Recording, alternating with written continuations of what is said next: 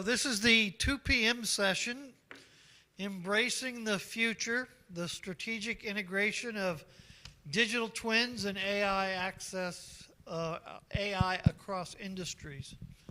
Our two presenters today. So Harvey Nusz is with ISACA. I'm just going to leave it at that. Past president. Local chapter. He knows my old CEO when I first got into cybersecurity, John DeSantis, who is chairman of the board of directors of ISACA currently. Clif is a former presidential executive fellow for cybersecurity and information technology in the Obama administration. He's got a whole bunch of knowledge on this point. And so with that, I'm going to turn it over to Harvey and Clif. Thank you very much. Am I muted? Okay. Is this working? Good. Excellent. If you get a second slide. Thanks. So this presentation came about because Clif is giving this in Austin last year or so, and I thought, we ought to give this here. So I've got a couple slides here, this one, plus a short discussion with you about current planned projects, if we have time for that, and I think we will. And then I've got additional slides on risk and controls, which is really going to be interesting. Clif's going to cover that too. And we'll have more slides in the back, should we have time. Now here's Clif.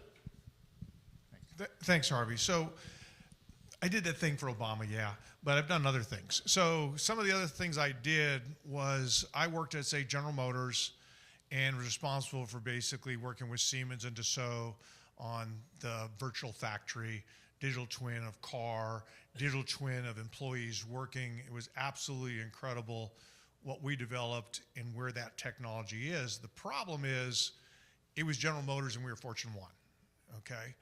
And so other than the autos and a few of the aerospaces, they really couldn't afford the tools.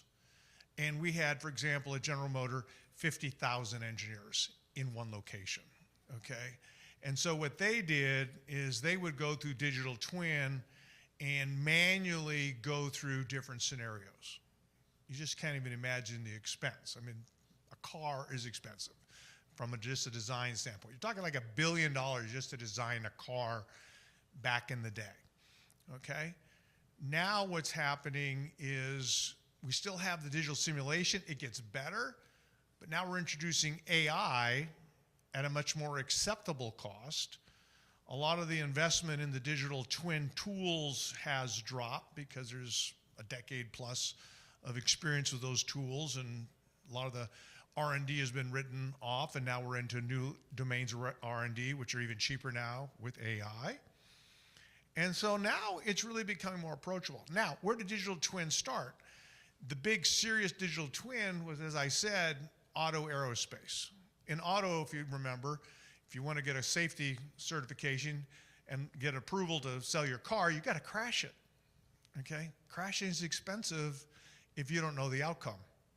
So they said, okay, no, we got to go into real good, high fidelity digital twins. So when we crash them, we know what the outcome is because we can't afford to build lots of one-off cars and crash them. It's just, that's not going to work. So that's where the business case was. Now, right now, my hypothesis here for this discussion is that it made sense then for auto because the business case was there. What I'm telling you is we've gone through a series of major thrusts in IT and business, okay? I think you all remember, depending how old you are, anyone close to my age, which I don't see in the room, okay? There was this thing, hey, we need to build data warehouses, and we have all information available to everybody. And then they said, well, to get everybody access to everything, we need to go to single sign-on. Okay, so big move, single sign-on. And then it was like, hey, we need to go client server. Now we got to go to cloud. And everybody does stuff. And then right now we're kind of in that cloud moving to the end of its cycle. Everyone's already there. Zero trust. We got to worry about security. I'm telling you the next big one is digital twin. Okay, it's not going to make sense to build a product or a service and not have a digital twin because you can't afford, just like GM couldn't afford to go crash a car every time it thought of a new idea, you're not going to be able to afford to try it out in public. Okay, there's just too much risk when you could do this through a digital twin. So I want to move beyond digital twin of physical products, but also start thinking about virtually everything. Okay, digital twin of any product, not just a big car or a 747, but also into business processes. If you make a product, you need to have a digital twin, because what? Somebody's going to inspect, it's going to have a problem, you're going to need to fix it, and best yet, try it out in there. Let me tell you one more good story. At Baker Hughes, which I was also CIO of, they came up with a really innovative nanotechnology that was a material.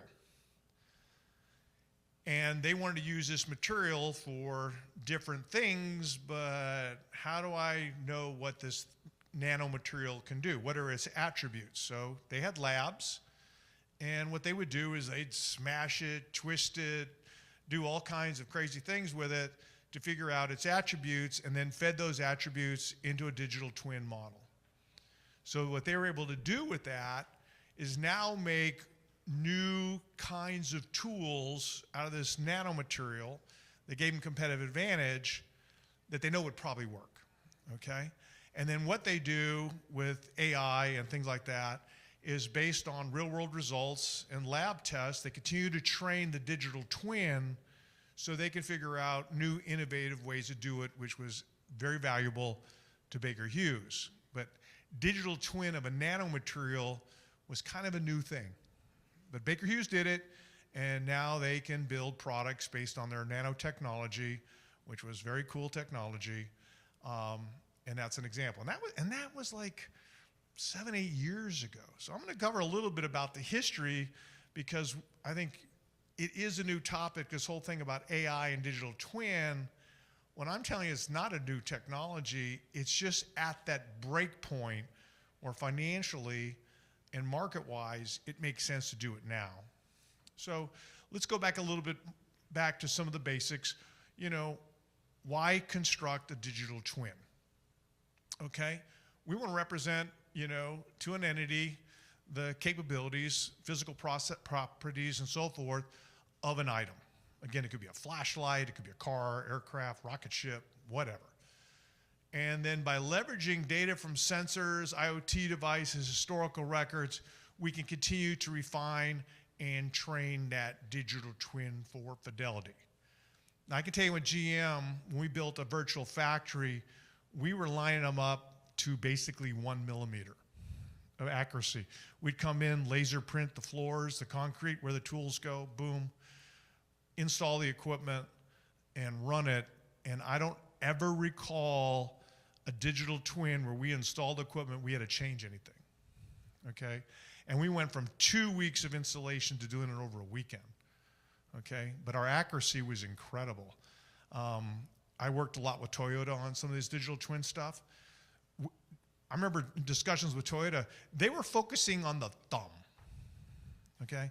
And this is like a decade ago, on how your thumb's gonna react to this particular operation of installing equipment. We did the arm, the leg, the neck, the back, everything. They just had moved on to the thumb, okay? They thought the thumb was the next big thing, okay? A decade ago. So this technology has incredible capability that I would tell you most people have no idea on the fidelity of digital twin as it comes to certain industries. And in other industries, it's more evolving. So if you take a look at this, computer-aided manufacturing, this is where you kind of said, let me show you how to make this product, and I'm gonna design it all in math, and then we're gonna send the instructions to a machine, and it's gonna cut or build whatever it is.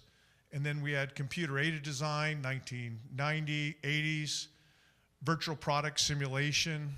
This is the mid-80s, the virtual factory in the 90s. Ergonomic simulations, kind of talk about the thumb and arms and back injuries and all that, mid-90s. Artificial intelligence in design, 2010. And then artificial intelligence in virtual factory in the 20s. So if you take a look at 2010, one of the things, again, I'm going to give you a GM story. Cars tend to have exhaust pipes, and they used to design them all every time. Well, then eventually said, you know, they're all the same. They're just a tube, and we bend them a little different, and they have to be a certain diameter based on the engine. And we went from people doing this over weeks to it's like a 20-minute job. You put in the design of the car, you gave it its specs, done, 20 minutes, okay? And then today I would tell you that's probably gonna be more like, 14 milliseconds. But this is absolutely changing industries, and I'm telling you this is gonna come down to every industry is gonna get changed, and if you're not thinking about digital twin, depending where you are on that food chain of when it's coming to your market, you will survive or not survive. So, this is the why now. This is from Jack Smith. The business transformation has already begun. And I've told you it started a long time ago. It may not have hit the particular industry you're in, but it's on the horizon. And if you don't take advantage of it, you're going to lose. The success is already apparent. So, a couple of the examples. I talked about the manufacturing illustrations already. Healthcare is doing this a lot in terms of simulation, in terms of how the body is going to respond to certain medications or how we may actually perform an operation. Doctors are now doing, a practice operation ahead of time to see exactly how they're going to deal with this. They have the three-dimensional images now, especially with the robotic surgery and so forth. They can simulate all that before they actually begin to cut you, okay? Medicines are there, treatments in terms of physical therapy design, muscle strain, all that is happening now, and those models are pretty mature. I've talked about automotive where they've gone, this is more your edge, but if you take a look at something like Ford, Tesla, Boeing, any of those guys, nobody makes a product that they don't already have the digital twin completely done. I've talked to the U.S. Air Force not too long ago, and one of the things they've done, and you need to think about this, is who owns the digital twin? And what unfortunately our Air Force did is decide they're not always the sharpest on letting a contract. They didn't own the digital twin of the products they bought. So they buy like an F-35 and don't own the digital twin. Well, what do you think they do when they have to retrofit it and put in a new aeronautics in it or new landing gear or whatever? They have the aircraft reverse re-engineered. Okay, it's our government. It's unbelievable. But think about your company. It's one thing I was saying. If you do digital twin, which I'm telling you, you need to start talking about it, think about it now. Also, you need to think about who owns the digital twin. Okay? To some degree, whoever built it for you is going to say, I want to own it, but you need to have rights to your own product's digital twin. Because it's just as important as the real product that goes out your door, because this is how you're going to evolve your products over time. This is how you're going to deal with quality. This is how you're going to deal with service.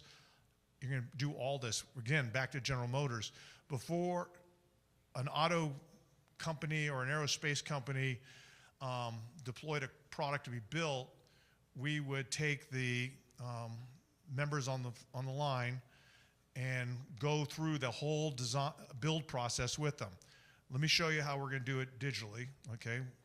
We're going to do this. It's going to come here. The product's going to be positioned this way. You're going to use this tool. You're going to do this. And then the people, say, from the UAW would say, yeah, but it'd be better if you could do this. Great input. We would tweak it.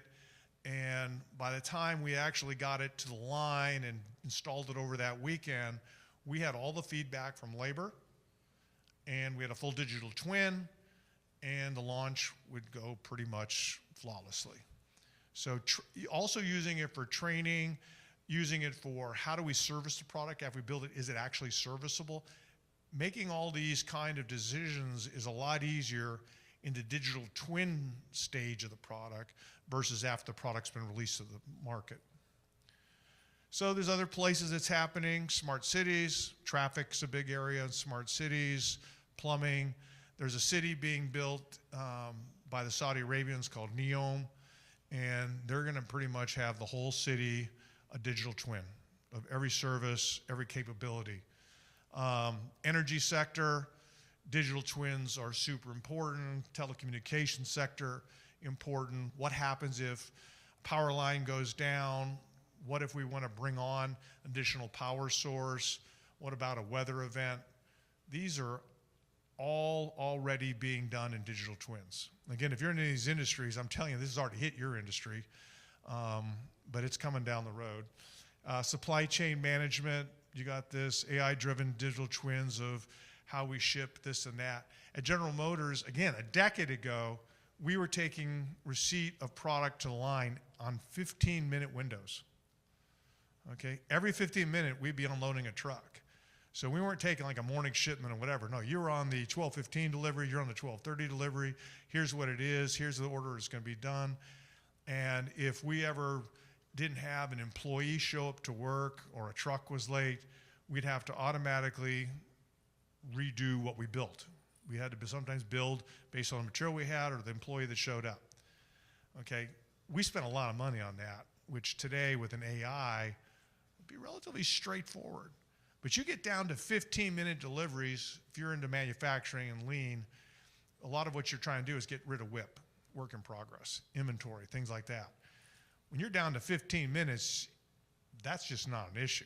I mean, maybe you can get tighter than that, but 15 is pretty good. If you only have 15 minutes of inventory, you're doing really well, right? But the only way you're gonna get there is either have a lot of money like a General Motors or a Boeing, or you're gonna start using AI, and it's gonna be a lot cheaper. So what are some of the big challenges you have? Data security is big, okay? Because now, like any other AI situation, you're having to bring all these different pieces of information together simultaneously, going through multiple scenarios to propose the best scenario for the situation at the time.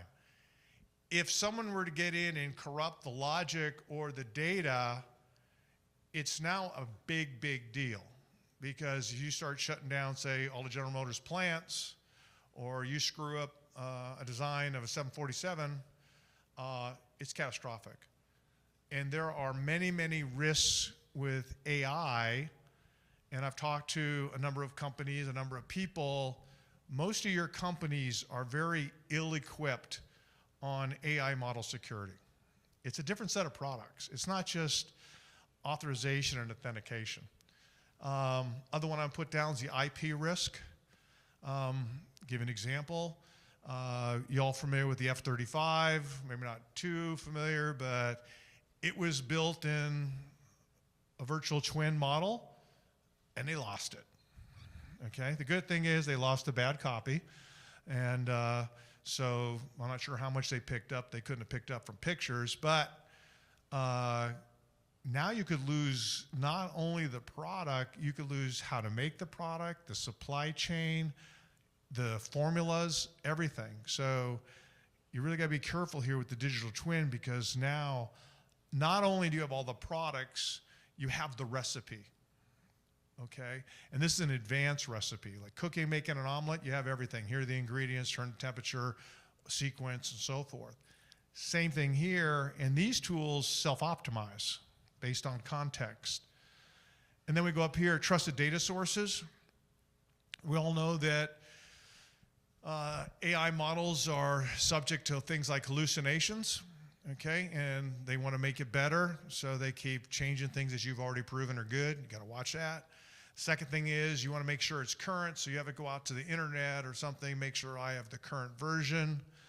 And oh, by the way, it wasn't a trusted source, and again, corrupts your design. Regulatory compliance, this is another issue, especially with the movement of data, and I don't know if you guys are, how in touch you are with moving certain information across country boundaries is a really big problem. Again, I told you I work for Baker Hughes. Baker Hughes, we were in oil and gas. One of the important things is geology. You can't take geology information from one country to another without a permit, which is generally not given. If you do, you can lose your whole license to being able to operate in that country. Depending on how you do things, if you don't set the model and the data management right, these tools are great, but AI likes to be clever and go figure things out. It may reach or ship information outside if you don't put the right data controls around your AI model training. So, big thing. I've got others up here. You know, one of the big ones is like, I always hear, oh, we don't have the money. Okay, well, you might want to ask the question, well, what if we don't do it? Okay, and the money will come. Okay, this is a very easy sell. I've never had a problem selling digital twin. Okay, you get so many benefits in terms of quality, security, productivity, safety, environment, all of them can be played here. But if you just go, hey, I need, you know, 20 million bucks to go do this thing, and I'm gonna do digital twin, and you kind of miss that the whole value proposition was, hey, you're not getting your money. Okay, I'm gonna turn this over just for a second to Harvey, and then I'll continue. So thank you, Clif. Yours isn't working, or you don't have it in your mouth. Sorry. Helps to bring the microphone. So digital twins expands both opportunities and risks across IT and OT systems. And I think Clif has talked about that a little bit, but I think that truly is. One of my favorite examples of a digital twin, and I didn't realize this till I was going through an NVIDIA course the other day, is Apollo 13, which we all know and we've seen. And, you know, they had a digital twin here on Earth, so they were able to diagnose and fix the problems and get it fixed. Key risks: cybersecurity, operational reliability, ethical, legal challenges. Digital trust is going to be key here. You know, need to build that in. And take a look at the forthcoming ISO IEC 2790 standards. That may set the benchmark for this. And Clif, did you want to talk about OT systems per se in digital twins before, and then you can go on to the next slide? Yeah, I think OT is probably just about the most mature area there is, particularly in the manufacturing space. But what you're missing is some of the digital twin of the products within the manufacturing space, such as a DNC machine itself, or a sensor like a thermostat or a pressure gauge or something like that. But again, I'm seeing more and more companies in those products. Tends to be more in the industries like the critical infrastructure. They're all building digital twins of their products. When I bought something at GM, for example, we have a robot, and the robot has a fixture at the end that grabs or welds or whatever. We would provide a digital twin stub of the robot, and then they would propose to me a digital twin of the fixture that they want to sell me. And then I would take their fixture, attach it to my robot, run it in my factory, and then pick the one I want. And no one has built anything yet, okay? So it was better for my fixture designers, because they just did math and had to build me a physical prototype, which could be very expensive. And if they won, life was good. They just go crank some out. And if they lost, okay, we lost some investment in a design. But we did everything with digital twins, stubs, and elements added to it. And in OT, I think that's exactly the case. You're going to go in there and say, here's my plan. I'm going to change out this pressure gauge. Give me your digital twin pressure gauge. Let me put it in my virtual factory and see how it responds. The dialogue between myself and my suppliers was absolutely outstanding, because we wouldn't just, nobody wasted money. We would get together and say, let me show you how it's going to work in our factory. And this is how it's going to be. This is what I need you to do. Here's my problem. Let me show you the problem before we mutually experience it. And then when I do a launch, my launches are clean, okay? Nobody wants to learn during the first 6 weeks of a launch, because if your first 6 weeks, your product may be dead because you had a bad launch, right? And that's even getting worse today than ever before. You take a look at the Apple products. I guarantee there's digital twins of the Apple products. If they had a bad launch, it's billions of dollars of potential lost revenue. And again, I don't care what business you're in, no one can afford any longer with the competition that's out there to have a bad launch. Okay, so here's kind of the reverse thing. What's the cost of not doing this? Okay. Adoption risk. So let's say you do it. There's a couple things. One of the big risks you have is a cyber attack, because now you have significantly created and co-located your IP and the association and assembly of your IP. You have the issue of incomplete or corrupt data. If you don't have all the right data, your data is not in control, your simulation is not going to be reflective of reality, which is the whole mission. I would tell you, if you're going to get into this game of AI, period, but particularly here, you're going to need a chief data officer, okay, at least the role. Because what's important here is trust and confidence in the model. Trust and confidence in the model is going to be highly correlated to the trust and confidence of information you feed it. Moving on, greater exposure to IP loss or unauthorized use, okay? So this is also comes to design of your digital twin. You've all probably watched TV and seen about the government ways of need to know and what they refer to as compartmentalization. You're going to need to compartmentalize your design as part of this. And that in of itself is a design discipline, because you don't want to lose the whole model, particularly if you're going to outsource some elements of your design. So I'll give you another example.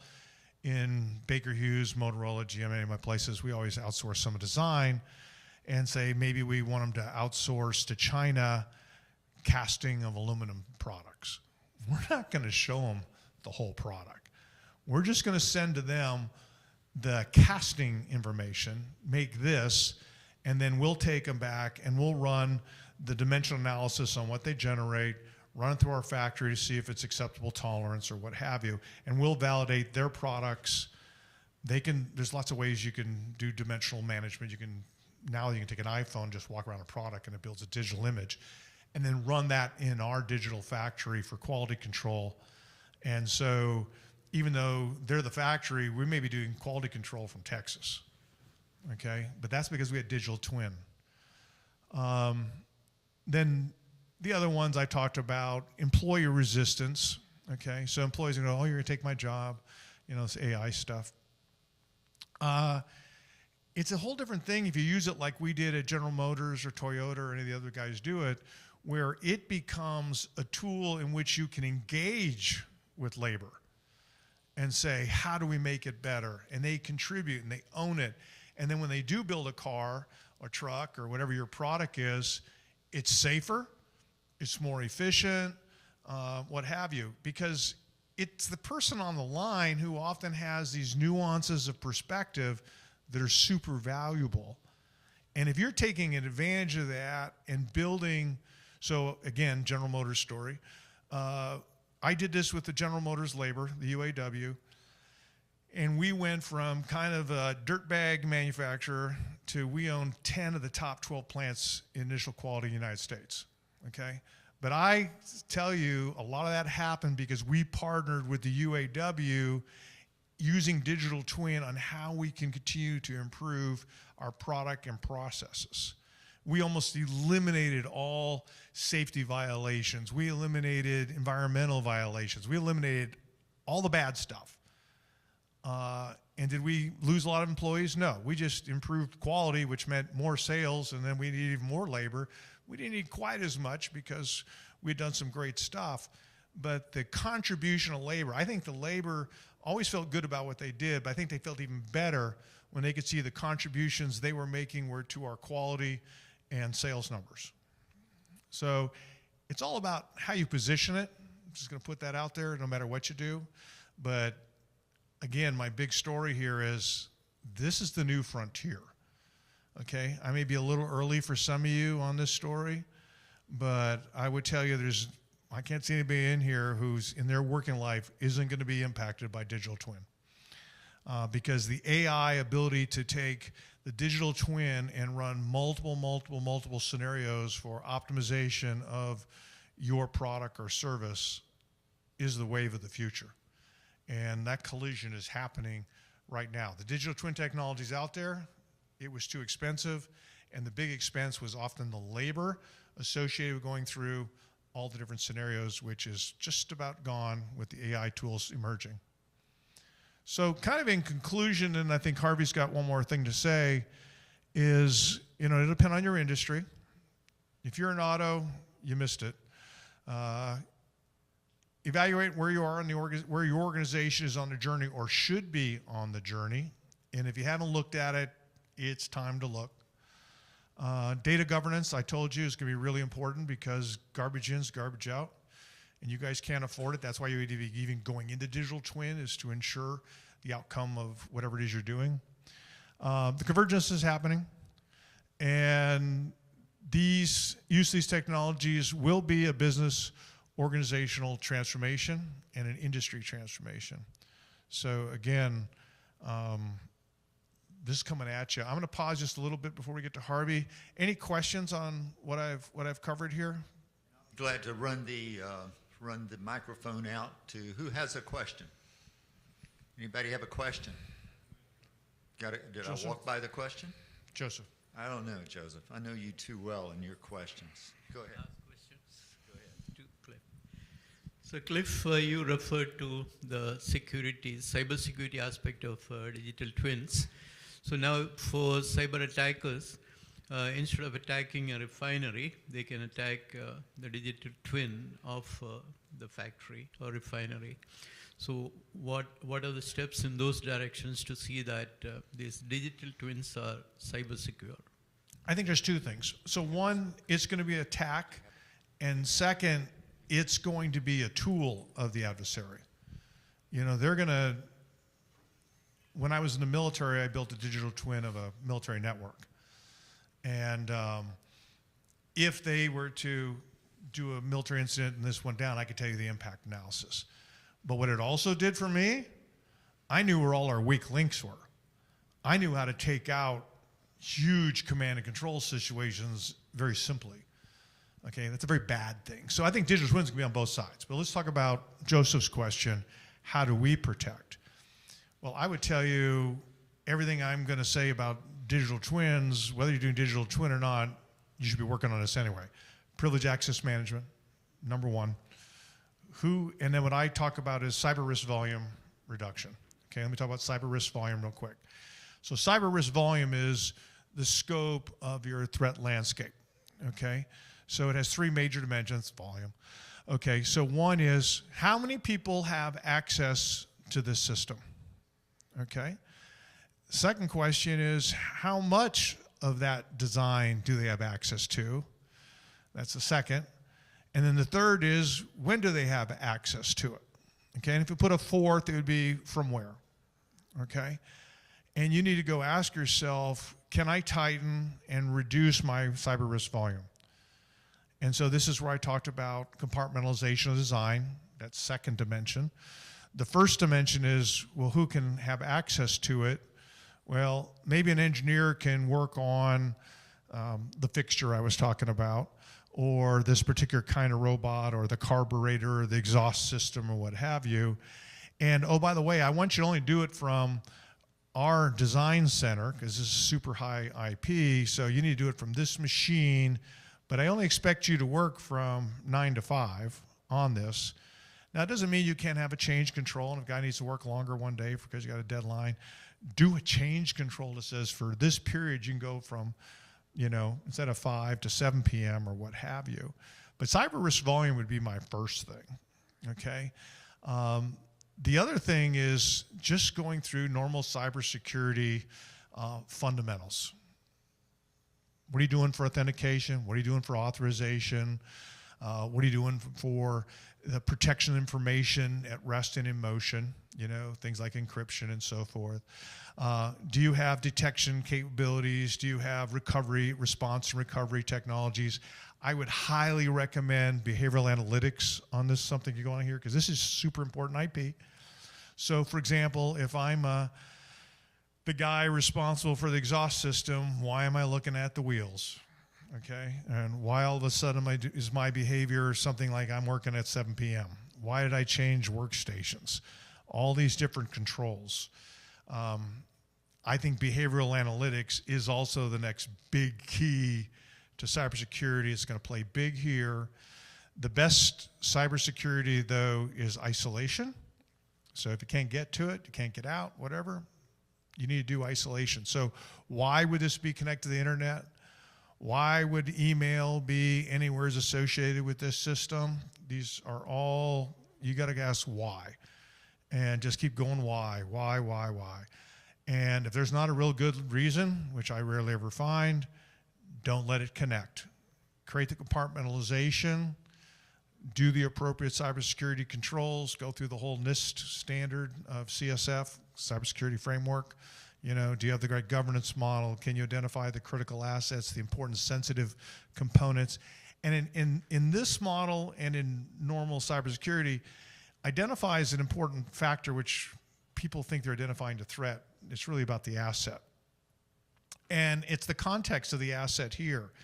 It's the association of this piece of information with this piece of information that creates the asset that needs to be protected. And you need to ask yourself, why are those two pieces of information stored together?